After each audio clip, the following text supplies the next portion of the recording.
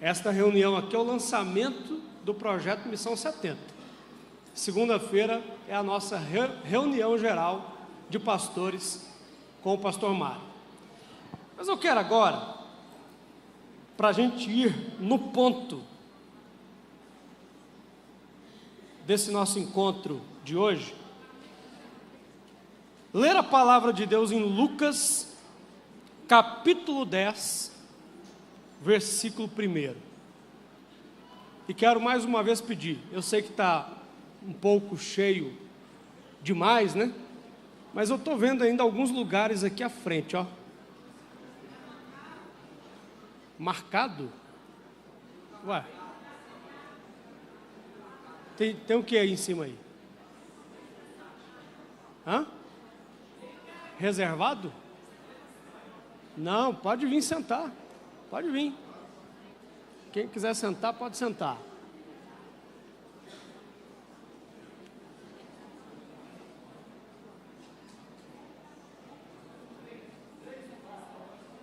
Se alguém que está lá no fundo quiser, tem a transmissão lá embaixo, você pode assistir sentado. Ou, se você encontrar mais algum espaço aí. Tá bom? Agora eu preciso, para começar a falar aqui, que todo mundo se acomode, para a gente evitar pessoas andando durante a palavra. Lucas, como eu disse, capítulo 10, versículo 1. Depois disso, o Senhor designou outros 72 e os enviou 2 a 2 adiante dele, a todas as cidades e lugares para onde ele estava prestes a ir. Ele lhes disse: a colheita é grande, mas os trabalhadores são poucos. Portanto, peçam ao Senhor da colheita que mande trabalhadores para a sua colheita. Vão, eu os estou enviando como cordeiros entre lobos. Não levem bolsa, nem saco de viagem, nem sandálias, e não saúdem ninguém pelo caminho. Quando entrarem numa casa, digam primeiro: paz a esta casa. Se houver ali um homem de paz, a paz de vocês repousará sobre ele. Se não, ela voltará para vocês. Fiquem naquela casa e comam e bebam o que derem a vocês, pois o trabalhador merece o seu salário. Não fiquem mudando de casa em casa. Quando entrarem numa cidade e forem bem recebidos, comam o que for posto diante de vocês. Curem os doentes que ali houver e digam-lhes: o reino de Deus está próximo de vocês. Amém? Senhor, nós te pedimos agora que o Senhor venha falar com cada um de nós, quem está aqui presencialmente, quem está agora acompanhando por todo o estado a nossa transmissão. E eu te peço, Pai, que seja proveitosa esta noite e que a igreja possa compreender qual é o teu propósito neste tempo para cada um de nós, em nome de Jesus. Amém? Pode se assentar no seu lugar.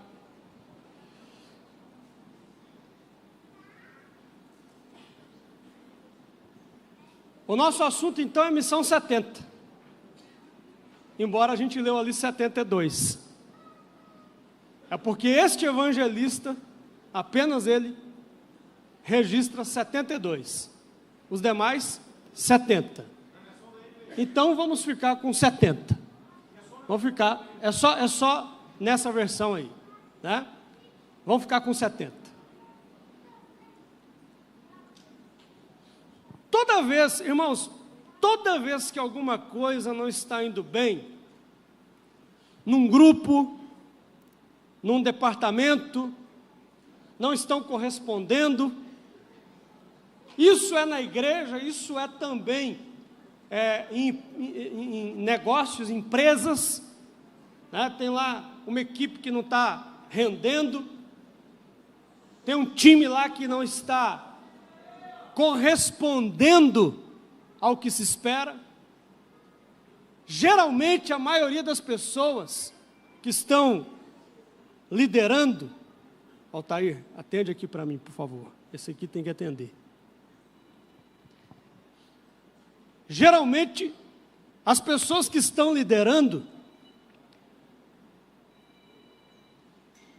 pensam que a solução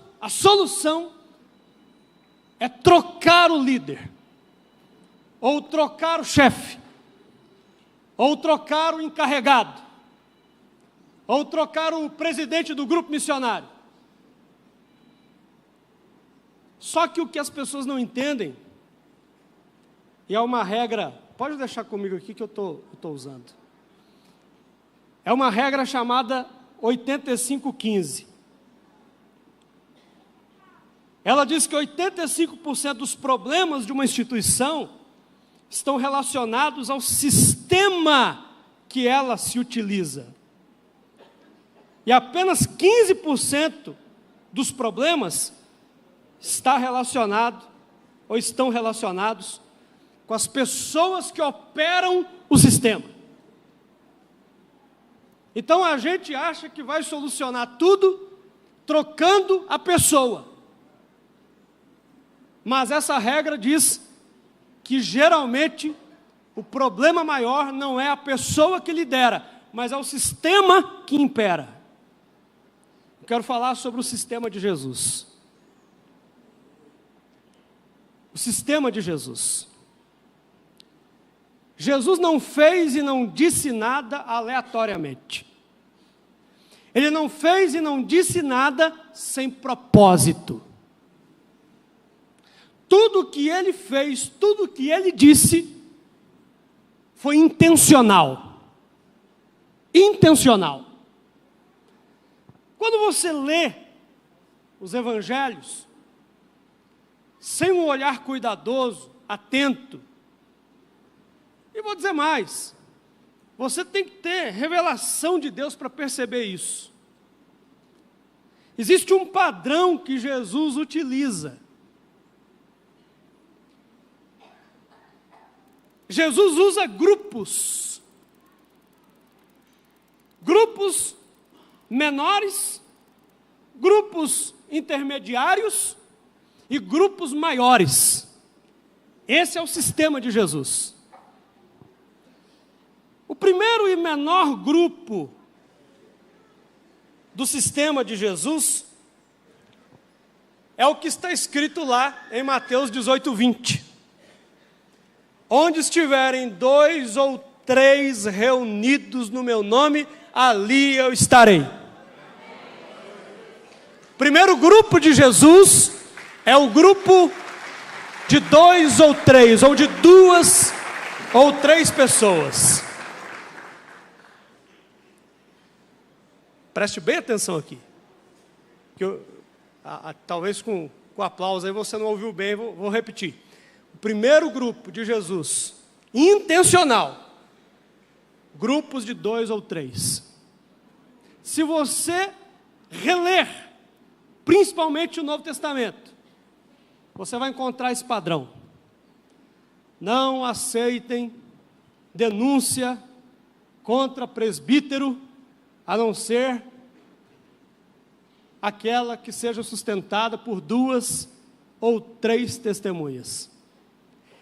Lá em Eclesiastes, eu quero até pedir o pessoal para colocar aqui na tela, capítulo 4, versículo 9, nós vemos também esse padrão de 2 ou 3. Eclesiastes 4, 9. É melhor ter companhia do que estar sozinho, porque maior é a recompensa do trabalho de 2 pessoas. Se um cair, o amigo pode ajudá-lo a levantar-se. Mas pobre do homem que cai, e não tem quem o ajude a levantar-se. Se 2 dormirem juntos, vão manter-se aquecidos. Como, porém, manter-se aquecido sozinho? Um homem sozinho pode ser vencido, mas dois conseguem defender-se. Um cordão de 3 dobras não se rompe com facilidade. Eu quero que você preste mais atenção nos números que aparecem do que no que está sendo dito essencialmente. Eu quero que você note o padrão. 2 pessoas. 2. O cordão de 3 dobras. 3. Nós costumamos ouvir e até falar onde estiverem 2 ou mais reunidos, mas não é isso que está no texto. Onde estiverem 2 ou 3, é um padrão. Jesus tinha o seu grupo de 3. Quem eram os mais chegados de Jesus? Pedro, Tiago e João. A gente vive ouvindo isso e dizendo isso. João encostava a cabeça no peito do Senhor. Os filhos de Zebedeu queriam estar assentados um à direita e o outro à esquerda no reino dos céus. Jesus falava às multidões, andava com os 12, mas os momentos mais importantes e mais íntimos, ele só permitia entrar Pedro, Tiago e João.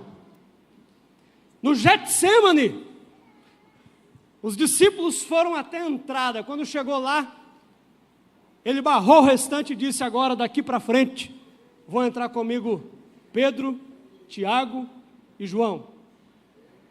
É o seu grupo de 2 ou 3. Mas espera aí, pastor, não é 2 ou 3, é Pedro, Tiago, João e Jesus, é 4.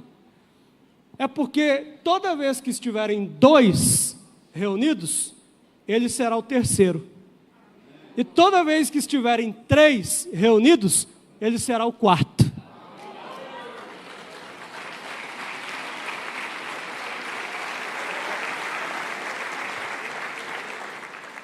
Então, este primeiro grupo, eu vou chamar aqui de grupo de intimidade.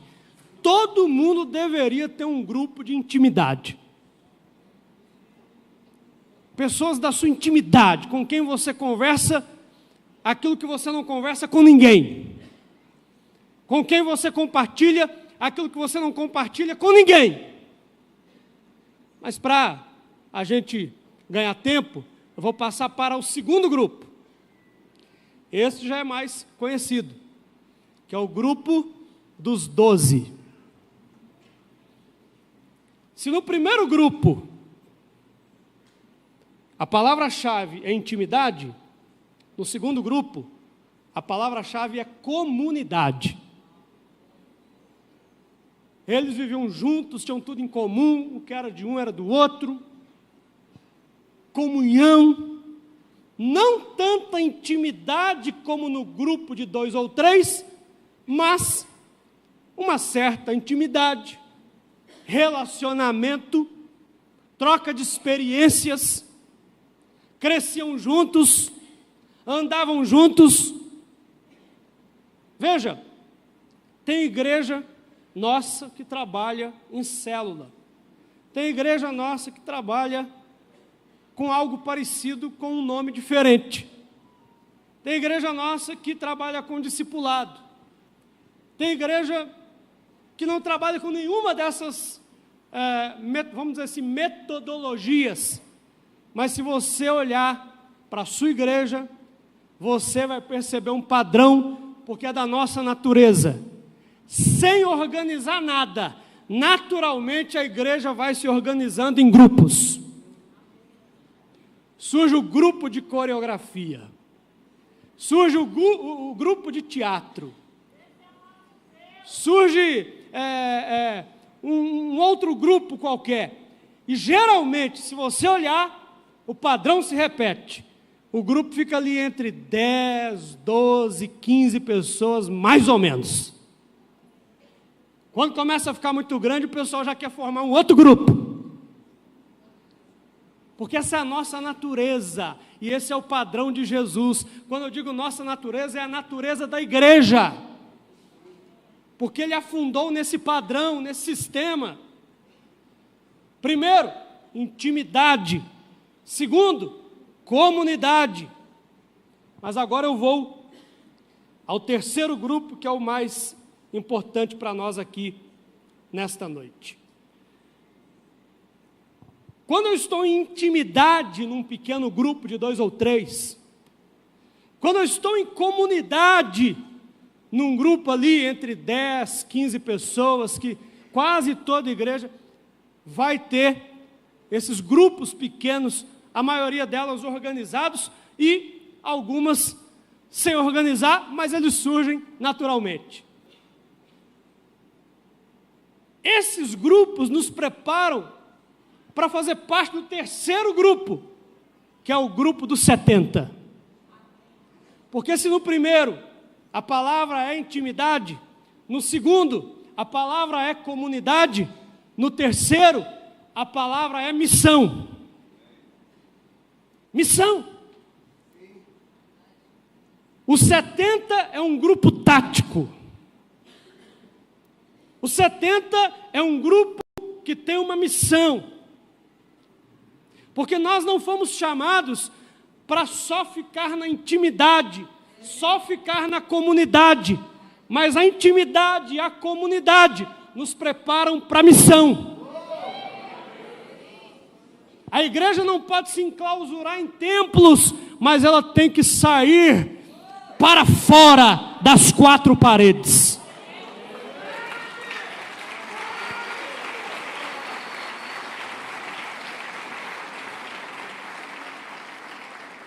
A igreja trocou o ide pelo vinde. Jesus disse ide, e a gente fica aqui dentro assim, vinde, vinde. Quem disse vinde foi ele a respeito de si mesmo, não a respeito da gente. Sobre ele disse vinde, sobre nós ele disse ide. O 70 é um grupo tático. Agora vamos aqui analisar esse texto que fala dos 70. Jesus chama os 70, organiza de 2 em 2, e a primeira coisa que ele diz é: a colheita é grande, os trabalhadores são poucos. Peçam, portanto, ao Senhor da colheita que envie, ou clamem, ou roguem ao Senhor da colheita que envie mais trabalhadores. O que ele está ensinando aqui? Estou vendo o pessoal do Unior aí, ó. Ele está dizendo: a missão dos 70 começa orando. Antes de dar qualquer outra orientação, ele diz: a seara é grande, os trabalhadores são poucos, então vamos orar, vamos clamar, vamos rogar ao Senhor da seara para que Ele levante trabalhadores, para que Ele inspire pessoas, para que Ele encha aqueles que ainda não estão percebendo a sua vontade, para que Ele encha essas pessoas com a revelação da Tua palavra, para que elas se despertem. Então, a primeira tarefa dos 70 não é ir, não é pregar, não é expulsar enfermos, mas é orar. Primeira tarefa, primeiro ponto da missão: clamar ao Senhor. Na sequência ele diz: vão, diga comigo, vão. Agora veio a segunda recomendação: vão. É o ide. Veja, é imperativo. O vão, o ide, não é uma sugestão, não é uma ideia, é imperativo. Agora, qual é a característica do ide? Primeira coisa: eu os envio como cordeiros no meio de lobos. O que é que Jesus está dizendo aqui? A missão não é fácil. É por isso que ela começa com oração. A missão não é fácil. Estejam preparados. Vocês vão enfrentar dificuldades. Vocês vão enfrentar resistências. Então, a missão não é fácil. Mas ele continua.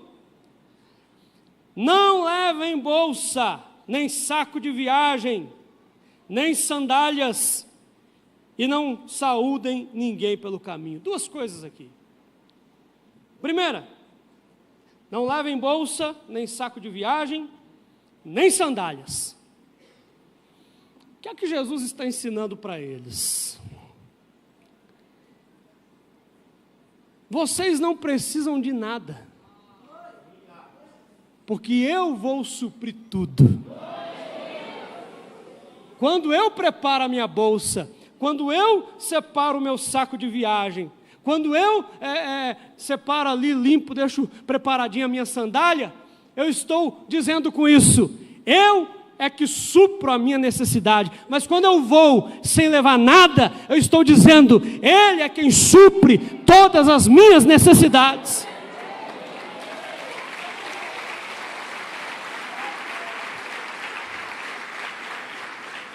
Ou seja, tudo que vocês precisarem na missão, eu vou suprir para vocês. Irmãos, até a palavra que sai da nossa boca, ao cumprir a missão, Ele diz, eu vou colocar a palavra na sua boca. Ele supre até a palavra. Por isso que alguém que pensa assim, como é que eu vou cumprir a missão? Como é que eu vou ir? Como é que eu vou pregar se eu não sei falar? Ele coloca a palavra na sua boca. Ele coloca a palavra na minha boca. Mas ele também diz aqui, a ninguém saúdem pelo caminho. Pastor, Jesus está ensinando a gente a ser sem educação? Não. É que o cumprimento do judeu, ele era um ritual. Então vinha um de lá na sua montaria, vinha o outro de cá na sua montaria. Quando eles se encontravam, aí eles paravam a montaria, aí eles desciam da montaria, e havia todo um ritual de cumprimento, para depois eles subirem novamente na montaria e continuarem a viagem. Isso gastava tempo da viagem, isso atrasava a viagem. Então o que Jesus está ensinando? Senso de urgência. Senso de urgência. O cumprimento do ID. O cumprimento da missão dos 70, que é nossa também. Não dá para ficar esperando para amanhã. Não dá para ficar deixando para o ano que vem. O ID traz consigo um senso de urgência. Irmãos, você consegue entender a diferença entre função e missão? Alguém pensa assim, a minha missão aqui na igreja é ser um diácono. Não, essa é a sua função. A minha missão aqui na igreja é operar a mesa de som. Não, essa é a sua função. A minha missão é cuidar aqui da transmissão. Não, essa é a sua função. E todas as funções na igreja são importantes. Mas não confunda função com missão. Porque Deus não vai cobrar de você, lá no céu, o cumprimento da sua função. Ele vai cobrar de você o cumprimento da sua missão. A função existe para colaborar com o cumprimento da missão.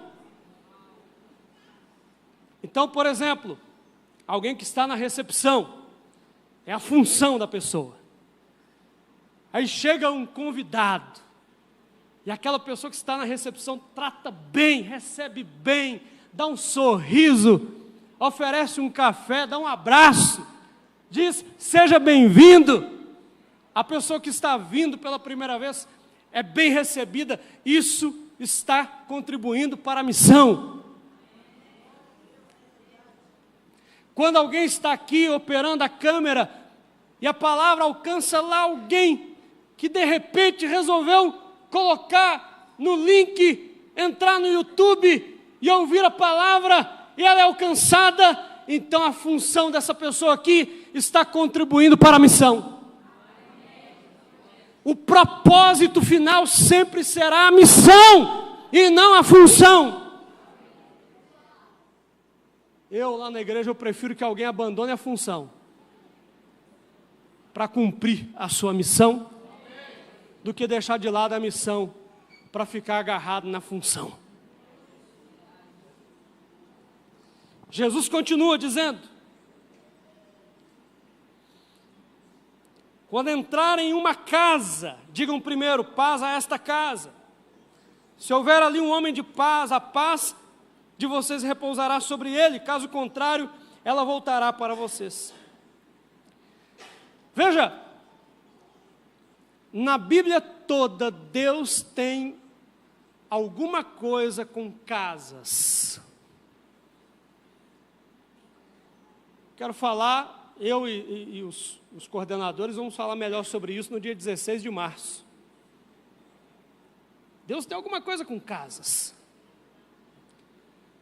A missão aqui era entrar nas cidades, era entrar nas aldeias, mas o destino final era entrar nas casas.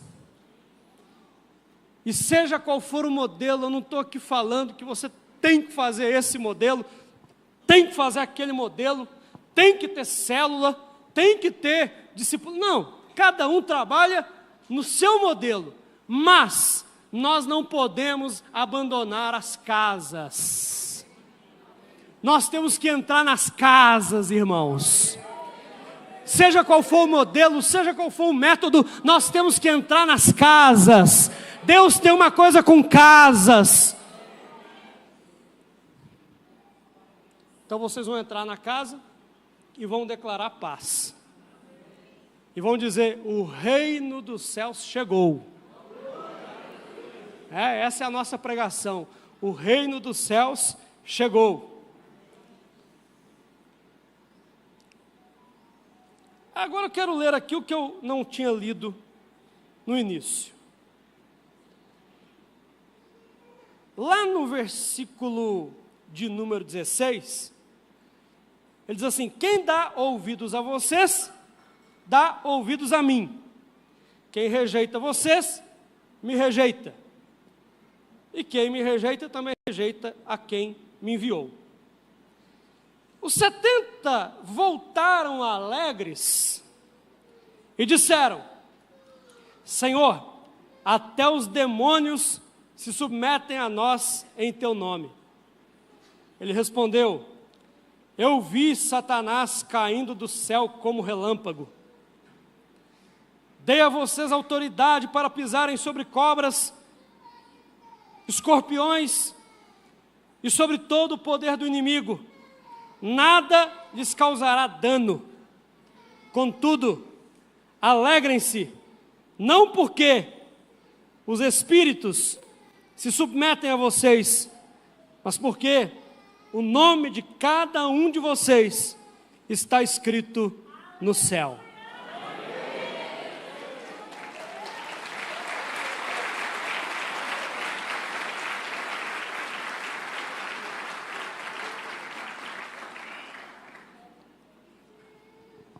Eles voltaram.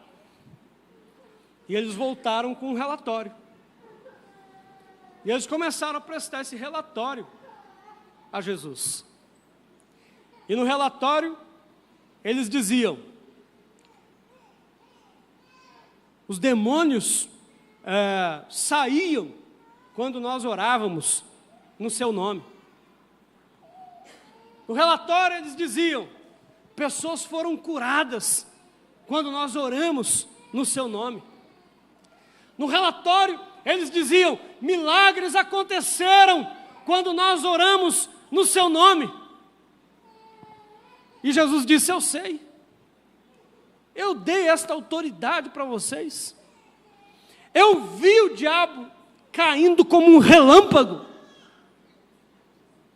Mas vocês devem se alegrar. Não é que ele não está dizendo, não é que ele está dizendo para não alegrar, né, com os milagres, com as bênçãos, mas ele está mostrando foco, ok? Ele está mostrando foco. Vocês devem se alegrar, porque o nome de vocês está escrito no céu. Olha só, qual é o foco da missão dos 70? Qual é o foco da igreja? Irmãos, entendam bem o que eu vou dizer aqui. Lá na igreja nós oramos por cura, como você também ora. Nós oramos por milagres, como você também ora. Mas este não é o foco da missão. Estes são os sinais que dão credibilidade à mensagem. Mas este não é o foco da missão. Jesus está dizendo que o foco da missão é escrever o nome das pessoas no céu. O foco da missão é a salvação. Mas eu quero concluir aqui, te mostrando uma coisa. Nós temos que parar, interromper um processo que ainda existe na nossa igreja. E não só na nossa, em muitas por aí, talvez na maioria. Nós falamos muito em ganhar almas. Ganhar almas está errado, pastor? Não, claro que não.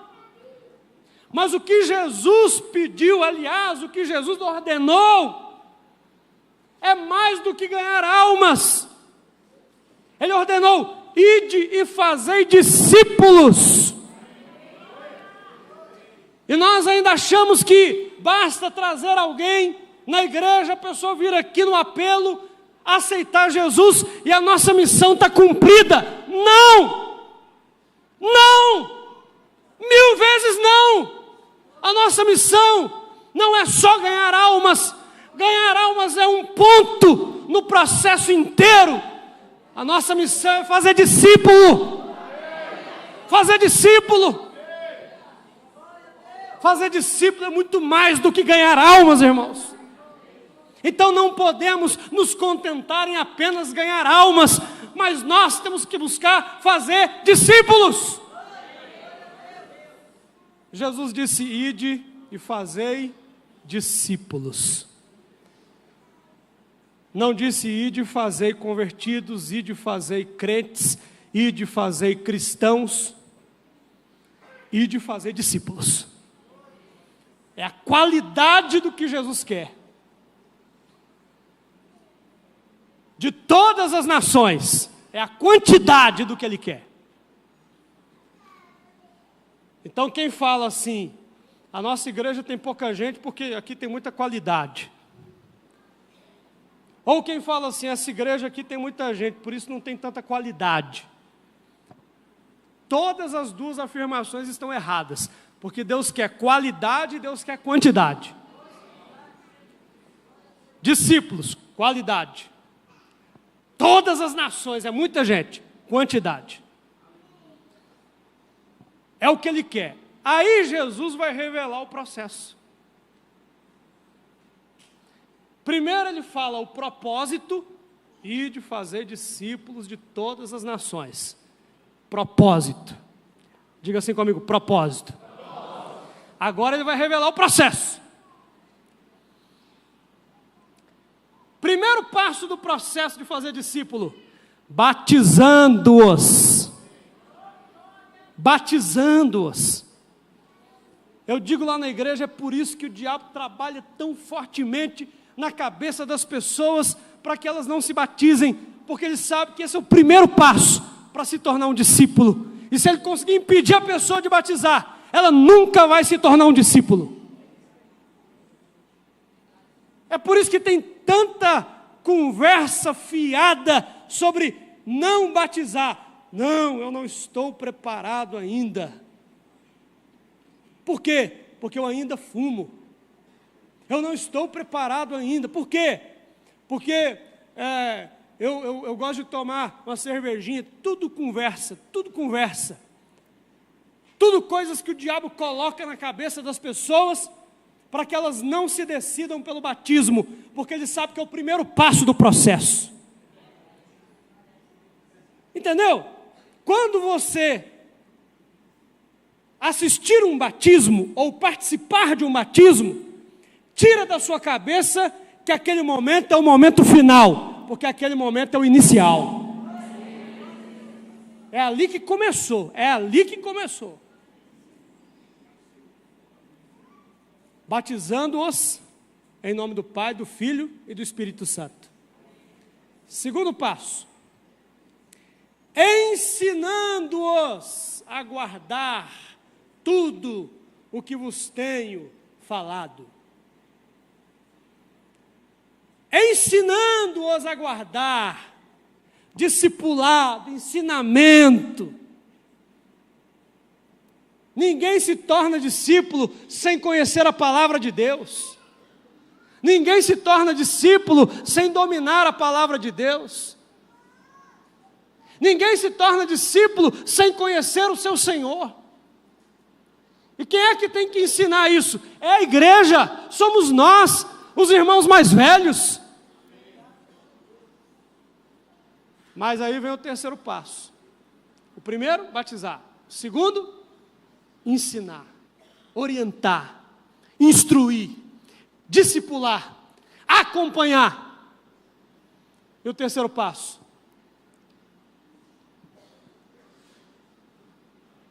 Vamos lá?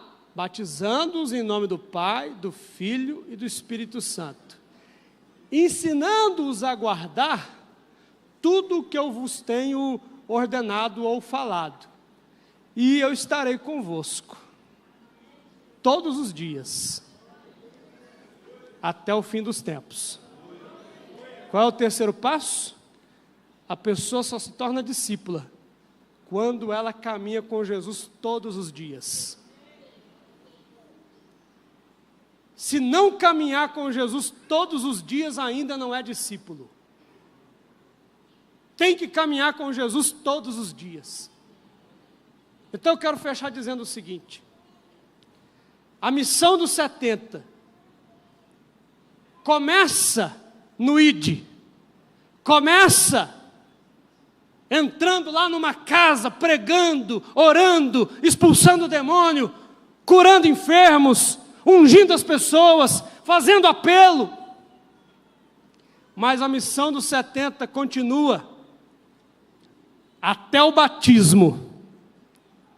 Depois do batismo, acompanhando, ensinando, orientando, discipulando, até que esta pessoa aprenda a andar com Jesus todos os dias da sua vida. A missão é muito mais completa do que a gente pode imaginar, ou do que alguns podem imaginar. Então, gente, basicamente, essa é a base bíblica do projeto Missão 70.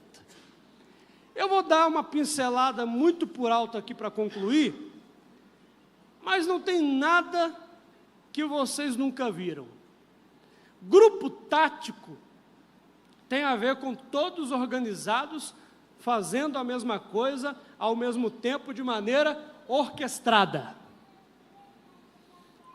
Então, nós vamos passar no dia 16, a instrução da estratégia que vamos usar.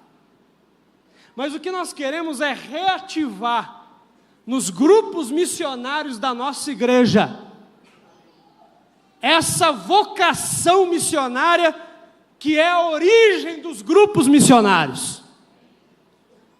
E se você observar, os grupos missionários hoje na igreja, eles cumprem um propósito? Cumprem, mas não é o propósito missionário necessariamente. As atividades dos grupos, elas são mais voltadas para quem já é, do que para quem não é. Elas são mais atividades de comunidade do que atividades de missão. E nós queremos que os grupos missionários na nossa igreja voltem a ter essa vocação, essa inspiração missionária. Então nós vamos ativar os grupos, ativar os departamentos. Não é só função que você tem que exercer, não. Você tem que exercer a missão também. E aí no dia 16, então, nós vamos orientar melhor a questão estratégica, a questão prática do Missão 70. Hoje, eu queria apenas lançar a ideia. E no dia 16, então, o treinamento para todo o estado.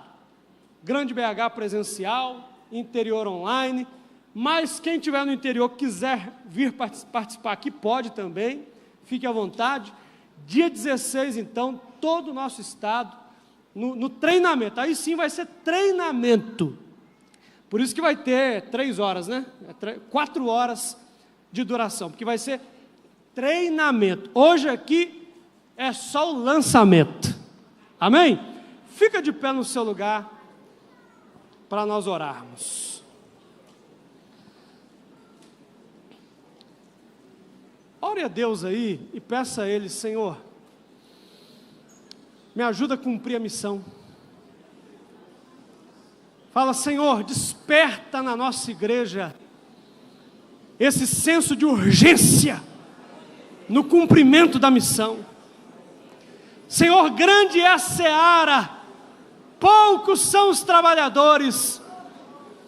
E nós começamos aqui neste lançamento do projeto Missão 70, clamando ao Senhor da seara, rogando ao Senhor da seara: mande mais trabalhadores, Senhor, levante mais trabalhadores por todo o estado de Minas Gerais, a igreja do Evangelho Quadrangular, se levantando na Missão 70, se levantando no ID, se levantando no cumprimento da missão que a igreja tem aqui nesta terra.